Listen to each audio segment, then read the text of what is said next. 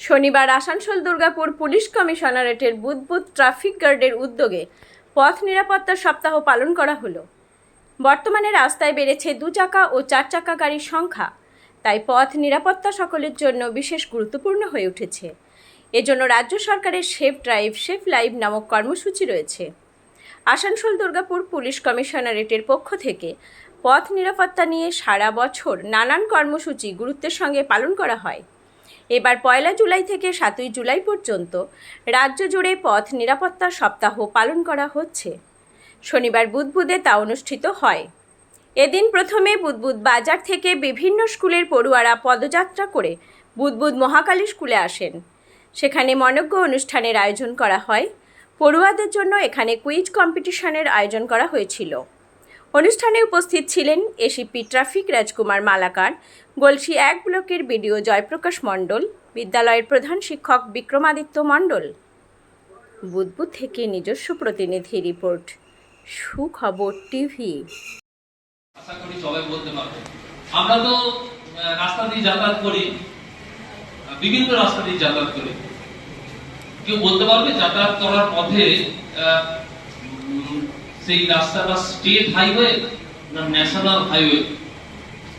তো এটা যে মাইলস্টোন গুলো আছে, তো কি দেখে বুঝতে পারবো, কে বলবে?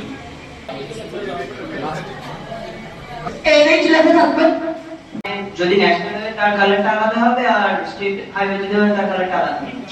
কি সেই কালারটা? একটা মহতি অনুষ্ঠান এখানে অনুষ্ঠিত হচ্ছে। আপনারা পিছনের ব্যানারটা দেখে বুঝতে পেরেছেন, রোড সেফটি উইক 2025।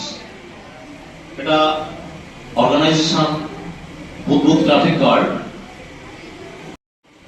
মনের মধ্যে প্রশ্ন না থাকলে কখনো বড় হওয়া যায় না, এটা একটু মাথায় রাখবে।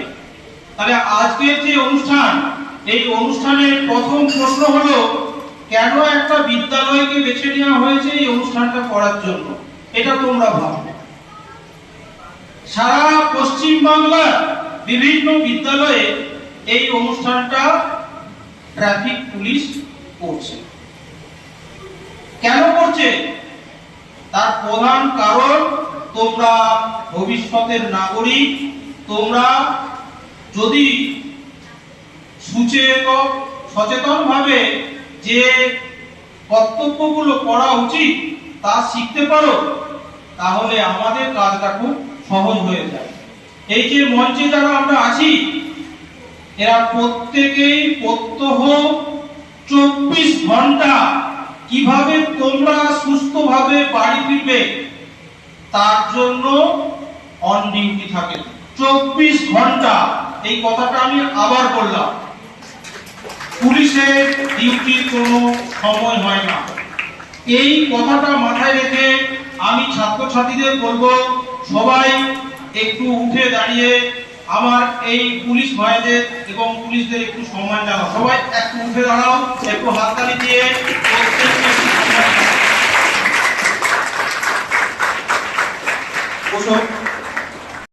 Road safety week. Road safety week মানে আমরা পথ নিরাপত্তা কে সুনিশ্চিত করতে আমরা এসেছি এখানে। আমরা সবাই কি জন্য এসেছি? যে যাতে দুর্ঘটনা না ঘটে, সমাজে তোমাদের মাধ্যমে কিছু নিয়ম নীতি, কিছু কিছু জিনিস সবাইকে জানিয়ে দিতে। প্রত্যেকের ঘরে গাড়ি আছে তো? প্রত্যেকের আছে তো? সবারই বাবা মা কিংবা দাদা কেউ স্কুলে নিয়ে যায়, টিউশনি নিয়ে যায়, কিংবা বাজারে যাও, তখন সবাই হেলমেট পরো। হ্যাঁ, যে গাড়ি চালক, সেই অনুযায়ী আমরা ট্রাফিক পুলিশ যারা রাস্তাতে থাকি, আমরা সেইগুলোর উপরে কাজ করি। এবং আমাদের একটাই উদ্দেশ্য থাকে যে আমরা যে ট্রাফিকের যারা মানুষ যাতায়াত করছে, যে যানবাহনে সে যাক না কেন, সে বাড়ি থেকে যেমন সুস্থভাবে বেরিয়েছে, আবার যেন সুস্থ শরীরে বাড়ি ফিরে আসতে পারে। এইটাই আমাদের ট্রাফিক বিভাগের একমাত্র অঙ্গীকার। এবং আমি সমস্ত ছাত্রছাত্রীদের মাধ্যমে এই বার্তা দিতে চাইছি যে আসলে জিনিসটা কি, তোমাদের এখানে ডেকে আনা, আমাদের এখানে উপস্থিত হওয়া, একটা উদ্দেশ্য আছে।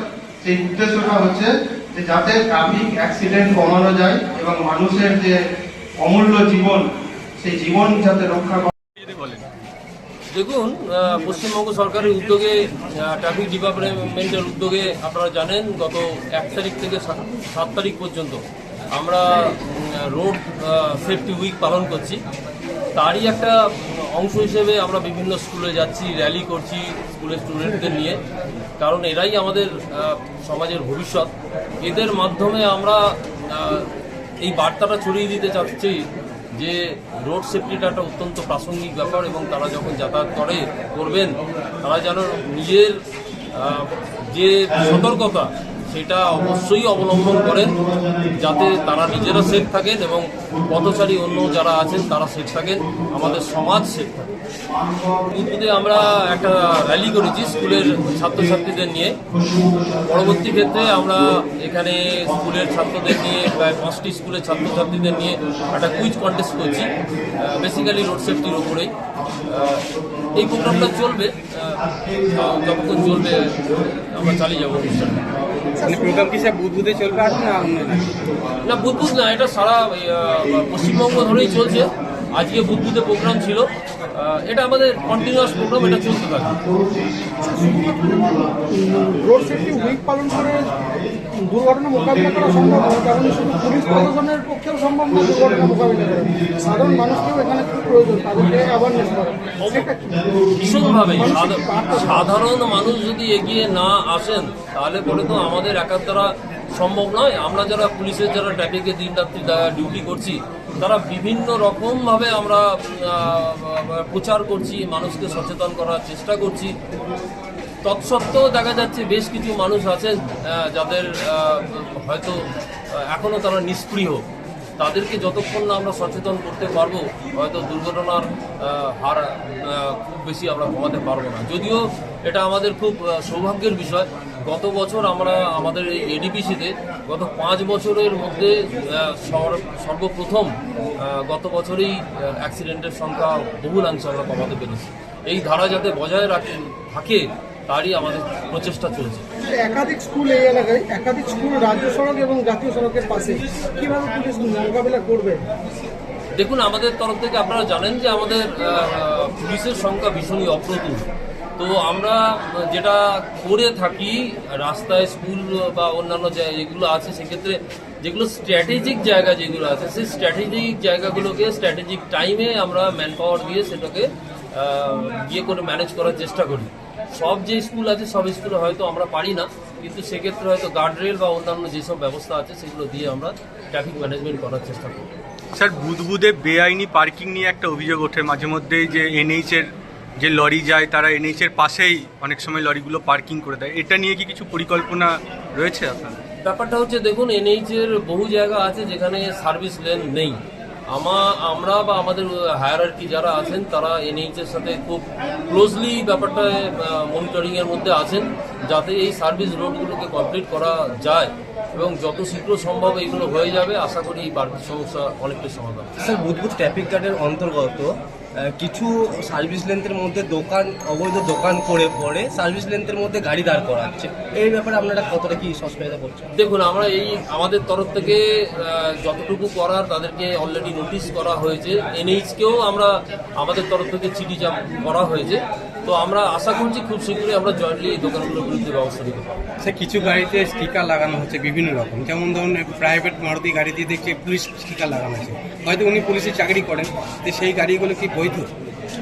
দেখুন, ভেরি রিসেন্টলি একটা সুপ্রিম কোর্টের অর্ডার হয়েছে, যাতে বলা হয়েছে যে পুলিশ কর্মচারীরা তারা সরকারি গাড়ি বাদ দিয়েও তাদের নিজস্ব গাড়িতে তারা ব্যবহার করতে পারেন, কিন্তু সেখানে একটা জিনিস বলার আছে যে যেন সেই পুলিশ কর্মী সেই গাড়িতে থাকেন। তো এই ব্যাপারটা যদি কোথাও লঙ্ঘিত হয় আমাদের তরফ থেকে আমরা নিশ্চয়ই ব্যবস্থা নেব। আজকে আমরা বুধবুধে এসেছি, বুধবুধের যে মেন থানার তিনি গেছিলেন আমাদের স্কুলে গিয়ে বলেছিলেন আসার কথা এই শনিবার দিনকে। তো তাই জন্য আমরা স্কুলের মোট 14 জন মিলে এখানে এসেছি। আর কিছুক্ষণ পরেই আমরা যাব আমাদের লাইনের বড় ছেলেদেরকে কুইজ ধরা হবে, কুইজ করানো হবে। আমার মনে হয় যে আমাদের মতন ছোট বাচ্চা ছেলেদেরকে গাড়ি না চালানোর কথা বলা উচিত, আর ট্রাফিক নিয়ম মানতে হবে, আর গাড়ি যেখানে ইচ্ছা পার্ক না করতে, পুলিশের কথা শুনতে, হেলমেট পরে চলতে, আর 4 চাকা হলে লাইসেন্স সহ সিট বেল্ট পরে চলতে।